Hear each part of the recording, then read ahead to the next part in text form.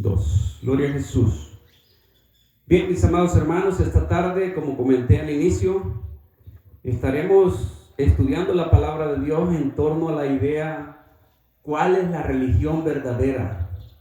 ¿Cuál iglesia tiene la verdad? ¿Cuál es la verdadera iglesia? Porque nosotros hemos caminado por muchos lugares y cuando nosotros estudiamos aún los libros de religiones nos damos cuenta que el mundo está lleno de religiones y todos dicen que tienen la verdad. Alrededor del mundo podemos encontrar unas religiones raras.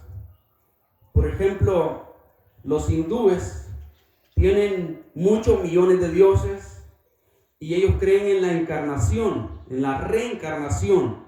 Ellos creen que los antepasados que se fueron murieron, pero que luego vienen a otra etapa de su vida y pueden reencarnarse en un animal, en una vaca, aún en una rata, en un perro. Y son creencias que las enseña su religión. Por lo tanto, los hindúes una rata puede estar comiendo en el mismo plato con el bebé y ellos no espantan a la rata porque creen que pueden ser un familiar que se reencarnó ahí. Ellos no se comen la carne de las vacas porque creen que también la abuela puede estar reencarnada en esa vaca. Entonces la vaca anda allí deambulando y ellos la tienen nada más como una mascota y anda por ahí en las calles y ni siquiera la apartan. Porque son distintas creencias que el hombre ha encontrado, dizque para conectarse con el Creador. Pero cuando nosotros conocemos las Sagradas Escrituras, nos vamos dando cuenta que Dios dejó trazado el plan de Él para que el hombre esté en comunión con Dios. Dios ya dejó establecido en su palabra cómo el hombre podía conectarse con Dios. Pero aún en nuestro medio, aquí en Latinoamérica, nosotros podemos encontrar distintas creencias, unas bien diferentes de otras. Aún dentro de las mismas iglesias cristianas se pueden encontrar distintas doctrinas, distintas creencias, y la gente a veces se pelea porque yo pertenezco a la iglesia verdadera. Allá por mi cantón hay una iglesia que dice que ellos son la única, la escogida, la esposa del Cordero, y que las demás son las concubinas. De hecho, cada vez que ellos van a una boda, solo de eso predican, de la escogida, de la esposa del Cordero, y que las demás son las concubinas, porque ellos saben que hay muchas otras iglesias representadas ahí en la fiesta. Así que predican solo de eso, y cuando se acercan a algunos lugares son bastante imprudentes, porque una vez, creo que fue en un velorio, el predicador terminó su predicación y se levantó el pastor de la iglesia porque le dieron unas palabras, y a lo que se pasó aquí al frente a decir: todo lo que les ha dicho este pastor es mentira, amigo. Entonces, hermano, el hombre se ha dividido por las creencias y todos creyendo que quieren buscar de Dios. Ahora, yo lo que creo que nosotros que hemos creído en Cristo Jesús, tenemos que tomar la palabra de Dios como esa regla infalible, esa guía infalible que no miente, sino que es la que nos enseña el camino de nuestra salvación, el camino al Padre, y nos enseña la voluntad de Dios. Por lo tanto, cuando nosotros estudiamos la Biblia, tendríamos que hacerlo con ese anhelo grande de conocer a Dios y de conocer la voluntad de Dios. Un día de estos escuché a un pastor enseñar y me gustó mucho las palabras que utilizó. Dijo: es preocupante que en este tiempo los pastores lean la Biblia para predicar, estudien la Biblia para enseñar, pero realmente la Biblia nos tiene que servir cuando nosotros la leemos para conocer más a Dios, para acercarnos más a Dios. Y cuando estamos cerca de Dios, entonces podemos enseñar de Dios y enseñar la voluntad de Dios. Así que hoy estaremos estudiando algunas cosas que nos van a servir para conocer nosotros cuál es la iglesia verdadera. Porque hay solo una iglesia en el mundo que es la iglesia verdadera. ¿Cuántos están de acuerdo? ¿Las asambleas de Dios? No. Ningún nombre de iglesia. Empecemos por ahí.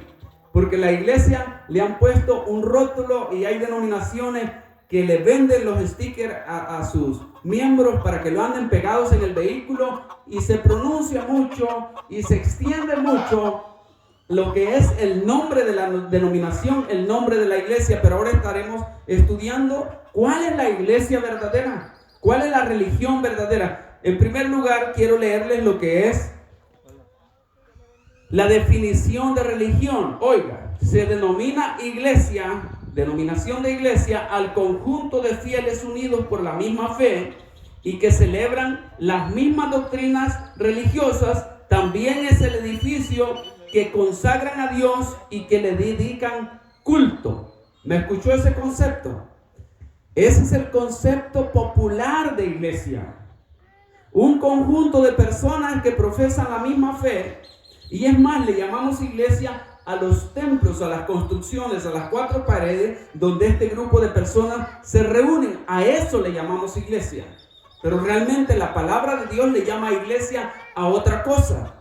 Ahora veamos también, vamos a ver lo que es la definición bíblica de iglesia. La palabra de Dios en Colosenses capítulo 1 versículo 24 dice: ahora me gozo en lo que padezco por vosotros y cumplo en mi carne lo que falta de las aflicciones de Cristo por su cuerpo, que es la iglesia. Oiga, me gozo, dice Pablo, en las aflicciones en mi cuerpo, en las aflicciones de Cristo por su iglesia, que es su cuerpo.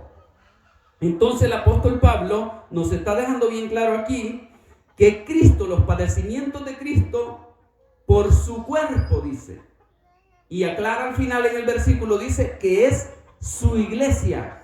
Es decir, la iglesia, según el marco bíblico, es el cuerpo de Cristo. Ya más adelante, en los siguientes versículos, nos va a estar aclarando cuál es verdaderamente el cuerpo de Cristo. Efesios 5:23 dice: porque el marido es cabeza de la mujer, así como Cristo es cabeza de la iglesia, la cual es su cuerpo y él es su Salvador. Entonces, cuando nosotros estudiamos estos versículos, mis estimados hermanos, estamos dejando bien claro que la iglesia verdadera es el cuerpo de Cristo. Repítalo conmigo. La iglesia verdadera es el cuerpo de Cristo. Más adelante vamos entonces a estar definiendo qué es, quiénes son, quiénes conforman el cuerpo de Cristo. Dice que Cristo es la cabeza de la iglesia, la cual es su cuerpo y él es su Salvador. Entonces, según el marco bíblico, iglesia no se le llama a todas aquellas personas que se congregan en un templo. No se le llama a un determinado rótulo de iglesia, rótulo de una denominación. No es a eso en lo que en la Biblia se le llama iglesia. Iglesia se le llama a aquellos que forman parte del cuerpo de Cristo. Vea que es totalmente diferente. Porque aquí nos peleamos diciendo: mi iglesia es la mejor, yo voy a esta religión es la que tiene la verdad, esta religión es la que dejó mi abuela, y nos peleamos por la religión, pero realmente tendríamos nosotros que estar interesados por formar parte de la iglesia de Cristo, por lo que vamos a estudiar más adelante. Esa es la verdadera iglesia que menciona la palabra, la iglesia que forma parte del cuerpo de Cristo. Romanos 12:5 dice: así nosotros, siendo muchos, somos un cuerpo en Cristo y todos miembros los unos de los otros. Es decir, que la iglesia que es la verdadera iglesia, la única iglesia verdadera, es el cuerpo de Cristo que está conformado por miembros que son parte los unos de los otros. Para empezar, esta idea entonces nos da una pauta para que nosotros practiquemos dentro de la iglesia lo que llamamos unidad. Si nosotros no practicamos la unidad, no somos parte del cuerpo. Porque la Biblia dice que así como el cuerpo es uno y tiene muchos miembros y cada uno cumple una función específica, así también la iglesia de Cristo está compuesta por muchos miembros que cumplen funciones específicas. Vea qué bendición. Así que cuando hermana Zulma decía: aquí hay muchas iglesias y las bendecimos en el nombre de Jesús. Y el sentir nuestro tiene que ser que la iglesia crezca, sabiendo que no es mi denominación, la iglesia de Cristo la única, sino que formamos parte de esa iglesia que un día Cristo recogerá.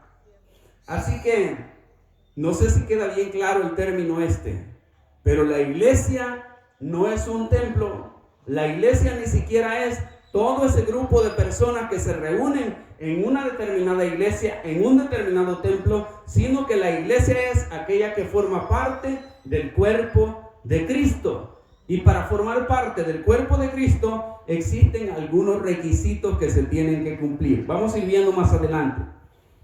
Hay una diferencia, hermano, entre ser religioso y ser hijo de Dios. Esto le tenemos que poner mucha atención porque se ha confundido en que yo sea de la única iglesia, en que yo sea de la mejor iglesia. Esto se ha confundido.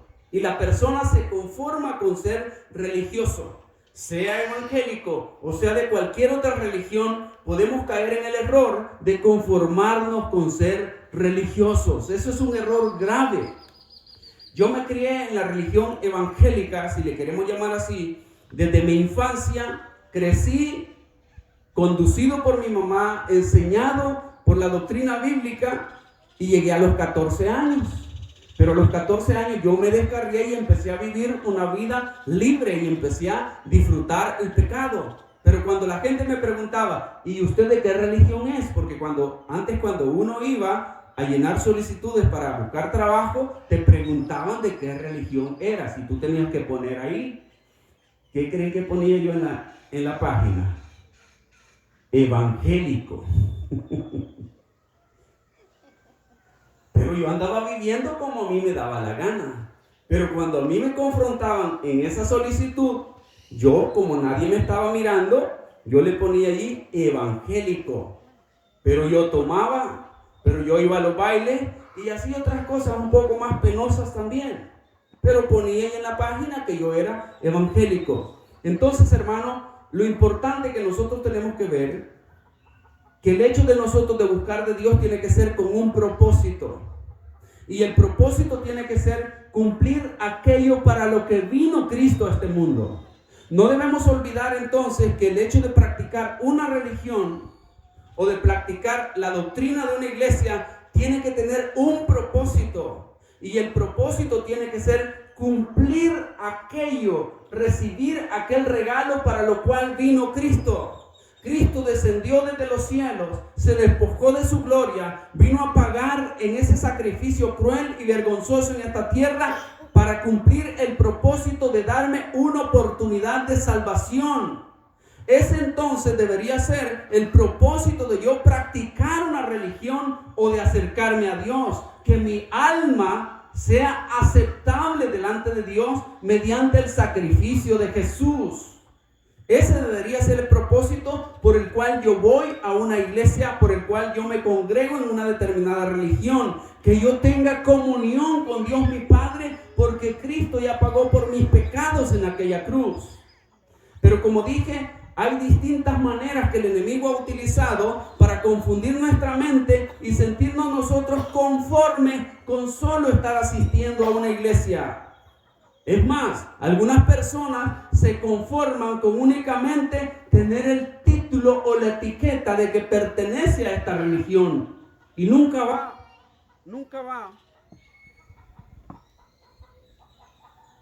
no se congrega, no practica, ni mucho menos cumple la palabra de Dios, pero se siente feliz de que le digan este es de tal religión. Y algunos se identifican tanto por las ofrendas que dan a la organización religiosa, por las participaciones que hacen, por cualquier tipo de trabajo que hacen, y tu alma se empieza a sentir cómoda porque siente que es tomado en cuenta en la religión acá en esta tierra. Pero yo quiero decirle que ese es un engaño terrible del enemigo. Porque si nuestra vida está apartada viviendo conforme a los deseos de nuestra carne y estamos satisfechos únicamente con tener la etiqueta de religioso, pero no cumplimos los mandatos de Dios, no somos parte del cuerpo de Cristo. No somos parte de la iglesia de Dios. Entonces, qué importante que nosotros veamos que el Señor se tomó el tiempo en su palabra para señalar algunos comportamientos en los que puede caer el ser humano y decir que está agradando a Dios, pero realmente está bien lejos de Dios. Dice la palabra en Isaías 29:13.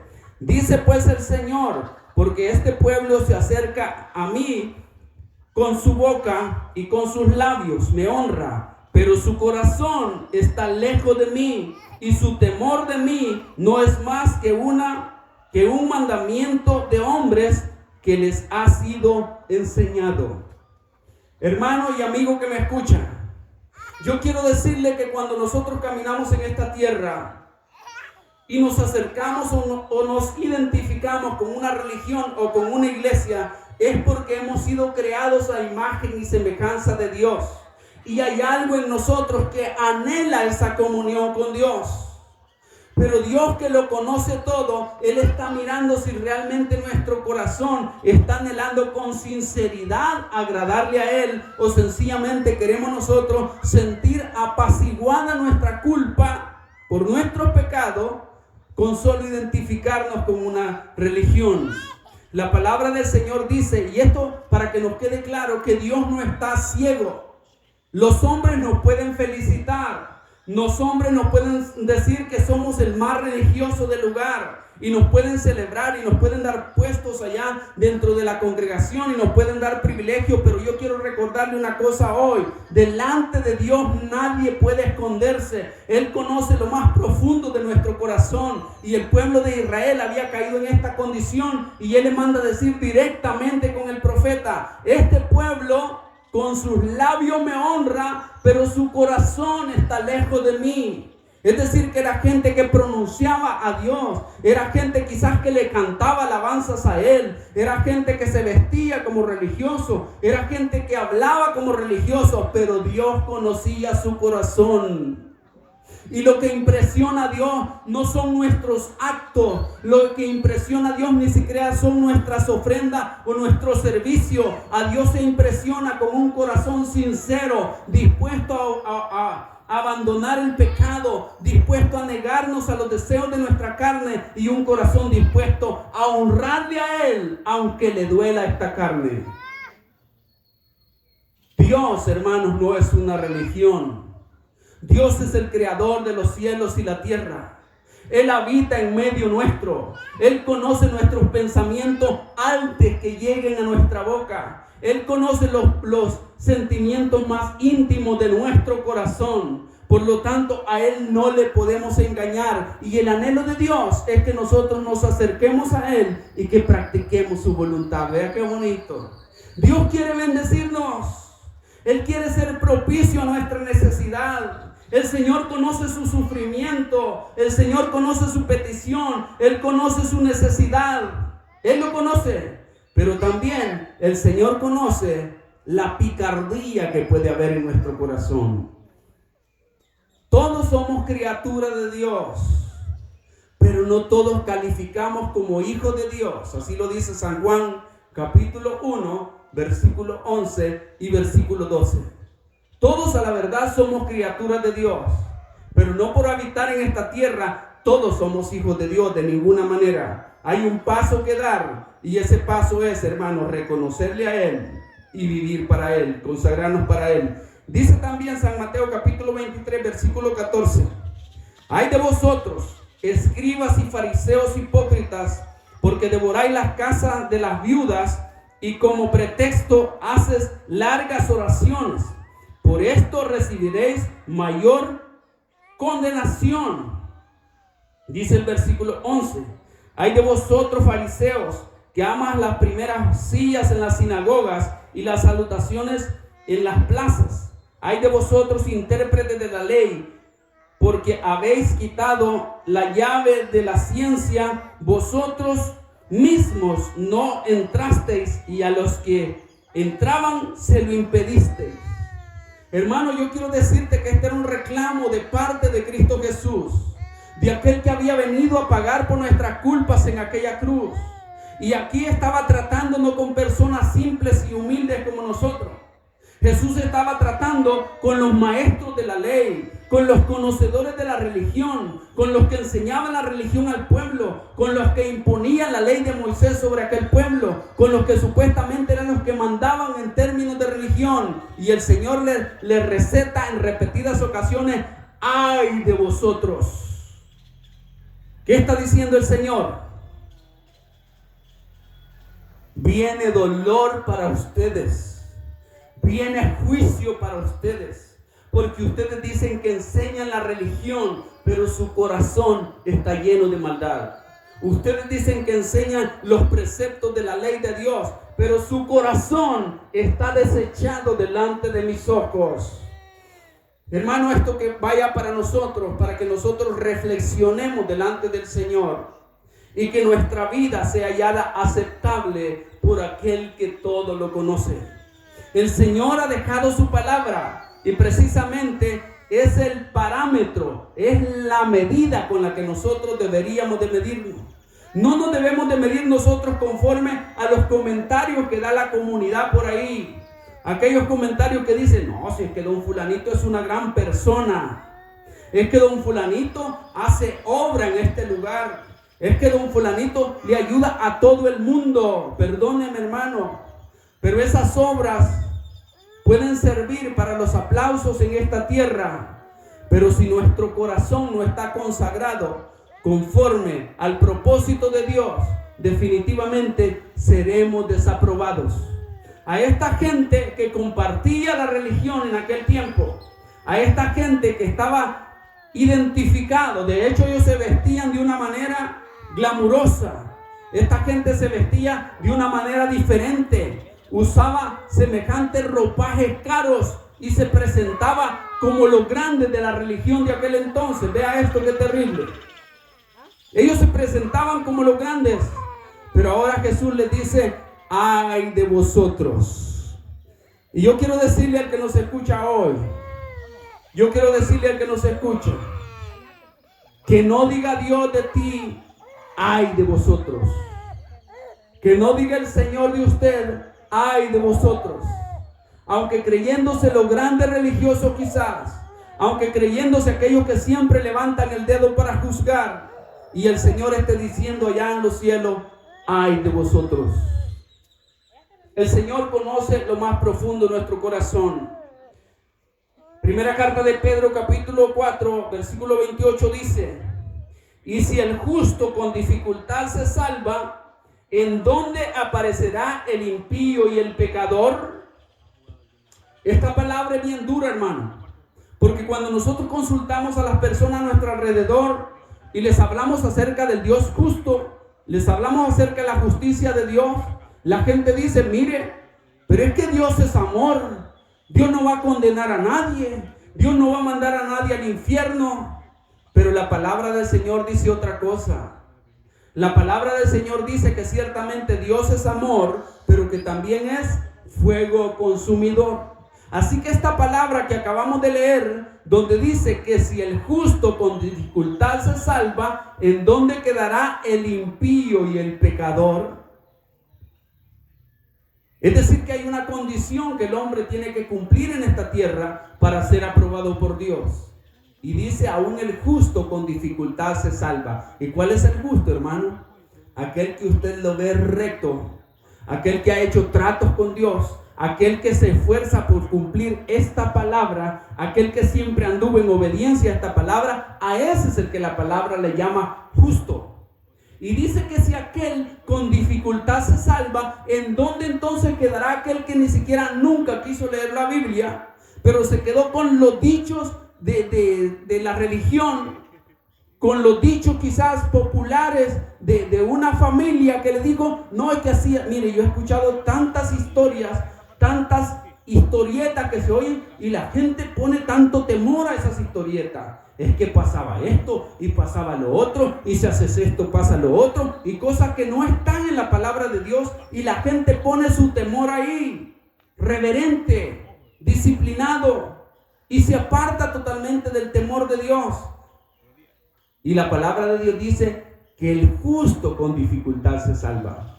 Tenemos entonces, hermanos, que esforzarnos por conocer la voluntad de Dios, por conocer la palabra de Dios y saber qué es lo que el Señor quiere para nuestras vidas. Mateo 7:21 dice, no todo el que me dice Señor, Señor, entrará en el reino de los cielos, sino el que hace la voluntad de mi Padre que está en los cielos. Ahora le pregunto una cosa yo. ¿Cuándo es que nosotros podemos hacer la voluntad del Padre? ¿Cuando estamos vivos o cuando estamos muertos? ¿Cuándo hacemos la voluntad del Padre? Cuando estamos vivos. Y la palabra está siendo tajante aquí diciendo, no todo el que me dice Señor, Señor, entrará en el reino de los cielos, sino el que hace la voluntad de mi Padre. Entonces, hermanos, significa que para nosotros entrar al reino de los cielos en esta vida, tenemos que hacer la voluntad del Padre. Vea que esto es bien complicado. Porque hay personas que le han enseñado que tú puedes hacer tu voluntad en esta vida, te mueres y después de muerto te ayudan para que tú entres al reino de los cielos. Pero la palabra de Dios dice que tú tienes que hacer acá en esta tierra la voluntad del Padre para que tú puedas ser aceptado en el reino de los cielos. Por lo tanto, no existe ningún evangelio que enseñe que después de muertos nos pueden ayudar para salir de algún lugar intermedio y tener oportunidad en el reino de Dios. Cuando la palabra del Señor específicamente enseña que si nosotros le negamos en esta tierra, delante de esta generación pecadora y perversa, dice la palabra, entonces también el Hijo del Hombre los negará delante de los ángeles de su Padre. Y si le rechazamos en este mundo, Él también dice, nos rechazará en el reino de los cielos. No existe entonces tal oportunidad para creer nosotros que podemos vivir conforme a nuestra voluntad en esta tierra y tener oportunidad después de muerto para heredar el reino de Dios. Hermanos, estamos viendo los riesgos de tener religión, pero tampoco tener un compromiso con Dios en nuestro corazón.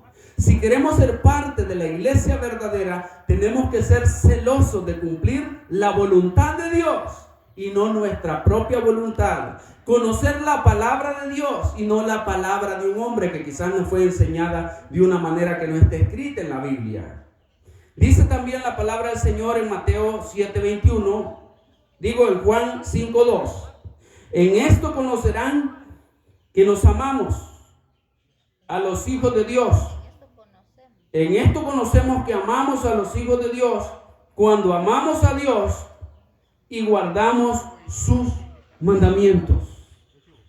Aquí estamos hablando de quién es la iglesia verdadera. Y la palabra nos está induciendo a pensar que la iglesia verdadera es aquella que ama a Dios y guarda sus mandamientos. Vea qué bonito. Entonces no se trata de decir, yo pertenezco a esta iglesia, yo pertenezco a esta denominación, sino que es importante que nosotros estemos preocupados por pertenecer a la iglesia de Dios, por guardar los mandamientos de Dios y hacer la voluntad de Dios. Primera de Juan 3:9 dice, todo aquel que es nacido de Dios no practica el pecado, porque la simiente de Dios permanece en él y no puede pecar porque es nacido de Dios. Estos son los parámetros que nosotros tenemos que ver, que la Biblia enseña para que nosotros seamos parte de la iglesia verdadera, de la única iglesia de Cristo, de la única iglesia que tiene la verdad. ¿Cuál es uno de los requisitos para que seamos parte? No practica pecado, dice la palabra. Hay una diferencia entre pecar y practicar pecado. Esto quiero explicarlo un poco. Porque la palabra de Dios dice que el que dice que no peca, hace a Dios mentiroso. Es decir, que todos pecamos. Pero aquí la palabra está enseñando que el que es nacido de Dios no practica el pecado. Hermano, aquí hay una pequeña diferencia entre pecar y practicar pecado. ¿Cuál es la diferencia? Que el que practica pecado es aquel que lo maquina, se detiene en él y se deleita en el pecado. Ese, dice la palabra, no ha nacido de Dios. Porque el que ha nacido de Dios no practica el pecado. Ahora me dice usted, hermano, pero entonces los cristianos no pecan. La Biblia dice que sí, que pecan pero no practican pecado. ¿Cómo es eso entonces de pecar y no practicar pecado? Son aquellos pecados espontáneos. A veces usted peca con la mente, se le cruzó un mal pensamiento en el momento, pero de inmediato que se le cruzó el mal pensamiento, usted dijo, Dios santo, perdóneme, qué tonteras estoy pensando yo. Y le pidió perdón a Dios y mete otras cosas sanas en su mente. con la vista. Cuando de repente nosotros miramos algo que no conviene, miramos algo que es desagradable delante de Dios, pero nosotros lo vimos espontáneamente. Imagínese usted, se le cruza algo por ahí o algo en su teléfono. Cuando usted vino a sentir, se le cruzó aquella imagen y usted la miró y usted sabe que es desagradable delante de Dios. ¿Pecó o no pecó? Sí pecó. ¿Practicó pecado? Ahí ya depende de usted. ¿Practica pecado usted si usted ya vio la imagen? Usted sabe que es malo. Y usted empieza a consultar, ¿ve? El teléfono, a ver qué más se encuentra. Usted sabe que es pecaminoso y usted empezó a revisar aquello, sabiendo que es pecaminoso, que es desagradable delante de Dios. Usted empezó a consultar y se entretuvo en su teléfono. Ahí está practicando pecado. Cuando a un hombre le llama la atención una muchacha quizá que pasó, que no es su esposa, y se le pasó por enfrente, usted la miró y quizás la miró y de inmediato la codició. Y dice qué bonita esa muchacha, pero se le pasó un pensamiento rápido y dice, Dios mío, perdóneme qué cosa estoy meditando yo ahorita. Perdóneme. Pecó en el momento, pero eso fue espontáneo. Pero el practicar pecado significa que usted ande con aquella mente de estar mirando siempre. Cada muchacha que se le cruza la está mirando, la está meditando y la está codiciando y se entretiene en ese pensamiento. Eso es practicar pecado. Ese, dice la palabra, no ha nacido de Dios. Hermano, quiero que no nos perdamos de la idea. Estamos hablando cuál es la iglesia verdadera. Y estoy tocando estos puntos porque hay muchos que tienen religión, pero están apartados de Dios a causa de esta situación. Hay muchos que pueden ser aún predicadores de la palabra del Señor, pero estarse entreteniendo en esas cosas que son pecaminosas y que se convierten en practicantes de pecado. Y la palabra de Dios dice, este no ha nacido de Dios. Para avanzar, hermano, también quiero decirle, ¿cuál es entonces la iglesia verdadera? Pablo, en aquel tiempo apostólico, Pablo ya tenía estas luchas. Pablo ya estaba peleando con esto que nosotros tenemos. Que quién tiene la verdad, que cuál es la iglesia verdadera. Y unos dicen que esta y otros dicen que la otra. ¿Cuántos han escuchado esos pleitos en este tiempo? Nos ocurre. A cada rato vemos la gente discutiéndose por cuál es la iglesia que tiene la verdad, por cuál es la iglesia verdadera. Oiga lo que dice 1 Corintios 1:11. Porque he sido informado, dice el apóstol Pablo, acerca de vosotros, hermanos míos, por lo de Cloé, que hay entre vosotros contiendas, es decir, pleitos. Quiero decir que cada uno de vosotros dice, yo soy de Pablo, y yo de Apolos, y yo de Cefas, y yo de Cristo. ¿Acaso está dividido Cristo? ¿Fue crucificado Pablo por vosotros, o fuiste bautizados en el nombre de Pablo? ¿Ve cómo ya habían estos mismos pleitos en el tiempo apostólico? La gente estaba diciendo, como me bautizó Apolos, entonces yo soy de Apolos. Como me bautizó Pablo, yo soy de Pablo. Y en este tiempo, ahora, nosotros estamos diciendo, no, yo soy de esta religión. Y nos ponemos hasta un rótulo aquí que diga el rótulo de la iglesia. Y nos sentimos orgullosos. Y algunos dicen, yo de esta religión no me salgo porque era la de mi bisabuelo, la de mi tatarabuelo. Y nos sentimos ahí que estamos atados a una religión. Pero dice Pablo, ¿acaso murió uno de ellos por ustedes? ¿Acaso no fue Cristo el que murió? Entonces Pablo, haciéndonos énfasis en cuál es la iglesia verdadera, en cuál es la religión verdadera, nos está recordando que Cristo es la verdad. Que nosotros tenemos que estar atados a Cristo, que nosotros tenemos que levantar no el nombre de una iglesia, sino el nombre de Cristo, que nosotros tenemos que practicar no la voluntad de una religión, no la voluntad ni las tradiciones de una iglesia, sino la voluntad de Cristo Jesús. Tiene que ser el compromiso de nuestra práctica diaria. Vea qué bendición. Eso es lo que está enseñando el apóstol Pablo. Si ustedes quieren ser practicantes o pertenecer a la única iglesia verdadera, sean practicantes de la palabra de Cristo Jesús. Sean obedientes al deseo de Cristo Jesús. Es crítico cuando nosotros nos preocupamos más por obedecer las tradiciones de una iglesia, las tradiciones de una religión, aunque esté en contra de los mandatos de Cristo Jesús. Esto es bien delicado. Y esto puede ocurrir en cualquier religión del mundo. Religión evangélica, religión católica, los mormones, los testigos de Jehová. La gente puede llegar a tener una ceguera espiritual por cumplir los estatutos de su religión, de su congregación, aunque esté abrogando, aunque esté yendo en contra de los mandatos de la Biblia. Y si no ve usted lo que pasó en los tiempos de Jesús, la gente estaba tan entregada, tan celosa a cumplir los mandatos del judaísmo, que cuando vino el mismo Cristo no le creyeron. Su misma Biblia enseñaba de dónde habría de venir. Su misma Biblia enseñaba los milagros que él tenía que hacer. Su misma Biblia enseñaba de dónde y de qué manera iban a hacer. Pero cuando lo tuvieron al frente, como estaban tan ciegos por las tradiciones de su enseñanza religiosa, no quisieron creerle. Así que, hermano, nuestro compromiso tiene que ser: creámosle a la palabra de Dios. Filtremos las enseñanzas que nos transmiten nuestros líderes religiosos. Veamos si pasan el filtro de la palabra del Señor. Que nuestro anhelo sea cumplir la voluntad de Dios y no cumplir la voluntad de una organización religiosa. También dice 2 Timoteo 2:19. Pero el fundamento de Dios está firme, teniendo este sello. Oiga qué bonito. Conoce el Señor a los que son suyos, y apártese de iniquidad todo aquel que invoca el nombre del Señor.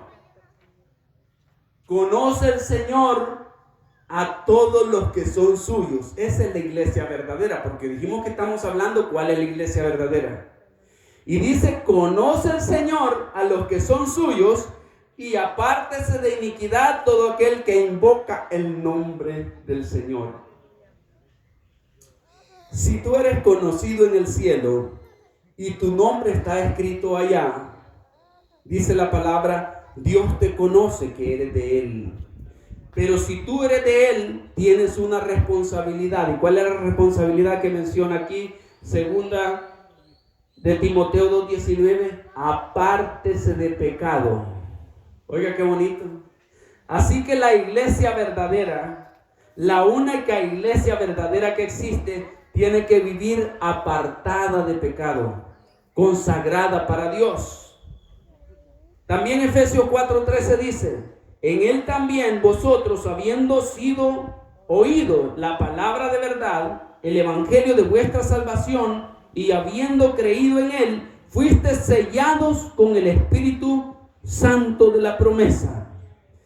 Aquí hay unos pasitos que se tienen que dar si usted quiere ser parte de la única iglesia verdadera.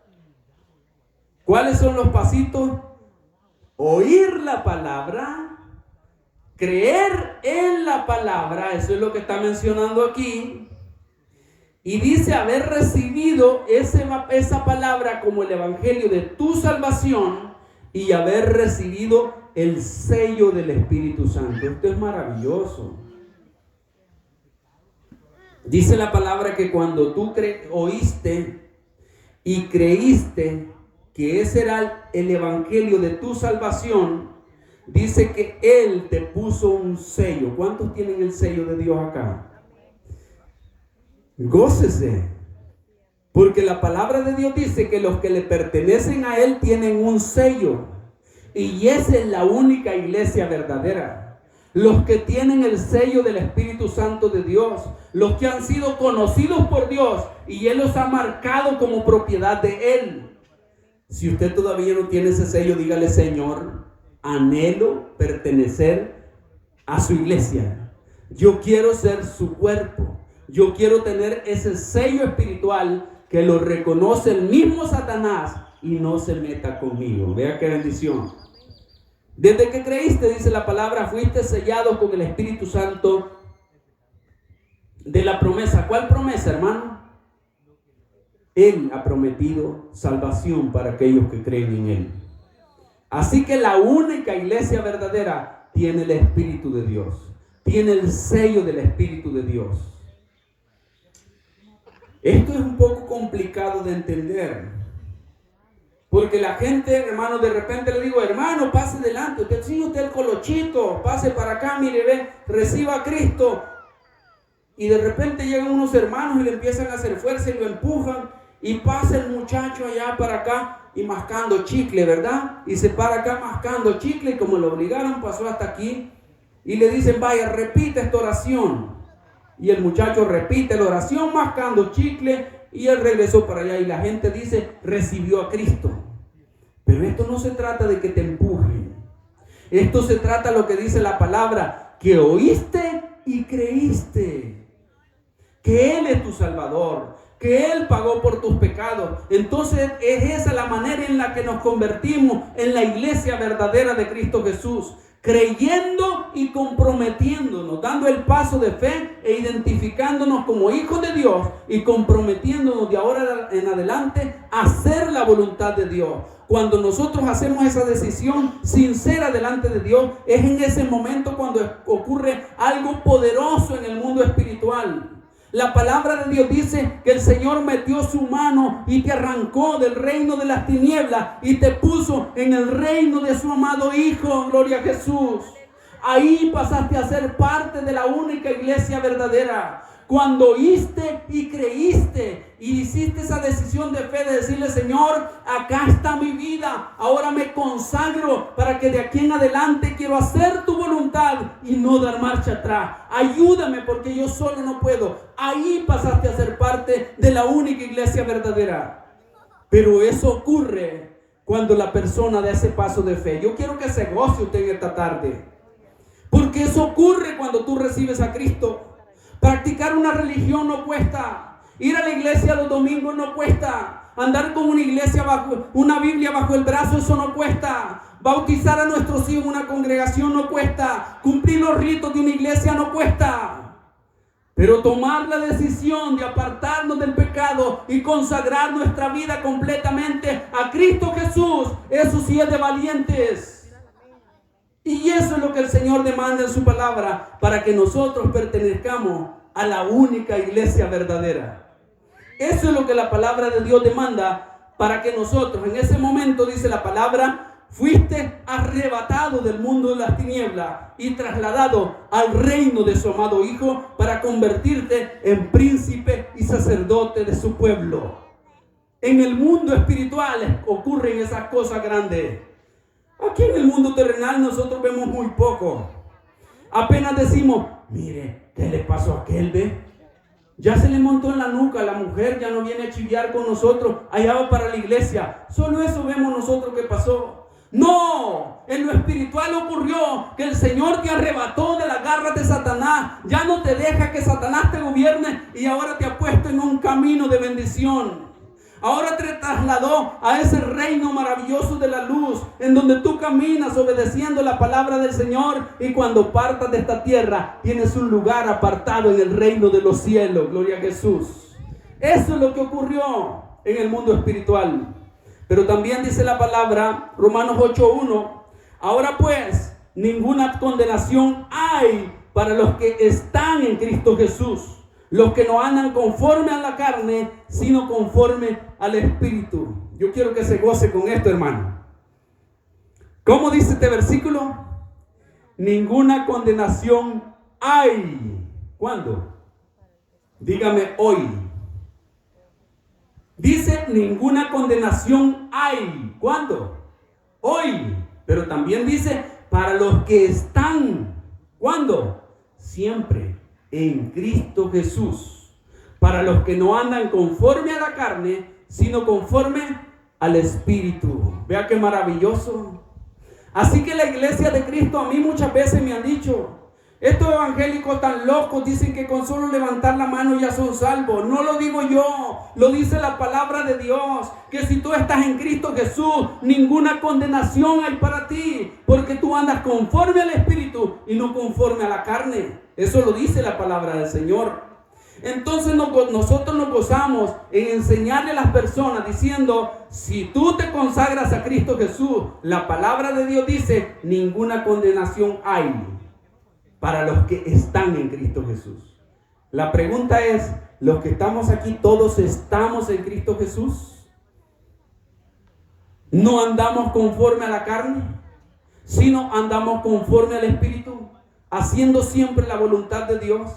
Es que esa es la iglesia verdadera. Pero seguimos avanzando, hermano, porque las hermanas dicen que ya va a llover. No me han dicho eso.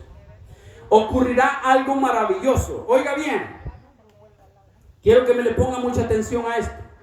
Con la iglesia, con la única iglesia verdadera, ocurrirá algo poderoso. Y es lo que estamos esperando. La palabra de Dios dice, Tesalonicenses 4:16, porque el Señor mismo, con voz de mando, con voz de arcángel y con trompeta de Dios, descenderá del cielo, y los muertos en Cristo resucitarán primero. Luego nosotros, los que vivimos, los que hayamos quedado, seremos arrebatados juntamente con ellos en las nubes para recibir al Señor en el aire, y así estaremos siempre con el Señor. Aquí se verá cuál es la iglesia verdadera. Aquí usted se puede pelear que esta es la mejor, que la mía es la mejor, y que esta es la que me dejaron, que esta es la primera iglesia. Eso le pueden enseñar a usted, pero yo quiero decirle, en este momento se separará la iglesia verdadera. Y solo es una. No tiene distintos nombres. Lo que la identifica es el sello de Dios, dice la palabra. El sello del Espíritu Santo de Dios.